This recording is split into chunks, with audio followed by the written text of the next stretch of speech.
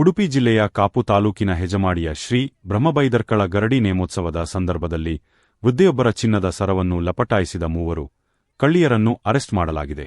ಬಂಧಿತರನ್ನು ತಮಿಳುನಾಡಿನ ಶೀತಲ್, ಕಾಳಿಯಮ್ಮ, ಮಾರಿ ಎಂದು ಗುರುತಿಸಲಾಗಿದೆ. ಹೆಜಮಾಡಿಯ ಕಮಲ ಎಂಬವರು ಡಿಸೆಂಬರ್ 24 ರಂದು ಮನೆಯ ಬಳಿಯ ಶ್ರೀ ಬ್ರಹ್ಮ ಬೈದರ್ಕಳ ಗರಡಿಯ ನೇಮೋತ್ಸವಕ್ಕೆ ಹೋಗಿದ್ದರು. ಈ ವೇಳೆ ಅಲ್ಲಿಗೆ ಬಂದಿದ್ದ ಈ ಮೂವರು ಕಳ್ಳಿಯರು ವೃದ್ಧೆಯನ್ನು 3 ಕಡೆಯಿಂದ ಸುತ್ತುವರಿದು ಚಿನ್ನದ ಸರ ಕದ್ದಿದ್ದಾರೆ. ಸಿಸಿಟಿವಿಯಲ್ಲಿ ಮೂವರ ಕರಾಮತ್ತು ಸೆರೆಯಾಗಿದೆ.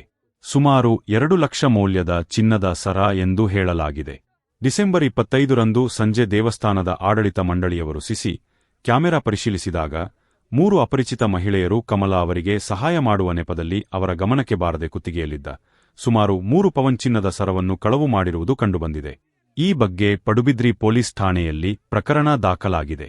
ಅದರಂತೆ ತನಿಖೆ ನಡೆಸಿದ ಪೊಲೀಸರು ಮೂವರು ಆರೋಪಿಗಳನ್ನು ಪುತ್ತೂರಿನಲ್ಲಿ ಬಂಧಿಸಿದ್ದಾರೆ. ಇವರನ್ನು ಉಡುಪಿ ನ್ಯಾಯಾಲಯಕ್ಕೆ ಹಾಜರುಪಡಿಸಿದ ಪೊಲೀಸರು ಹೆಚ್ಚಿನ ತನಿಖೆಗಾಗಿ ಪೊಲೀಸ್ ಕಸ್ಟಡಿಗೆ ಪಡೆದುಕೊಂಡಿದ್ದಾರೆ ಎಂದು ತಿಳಿದುಬಂದಿದೆ.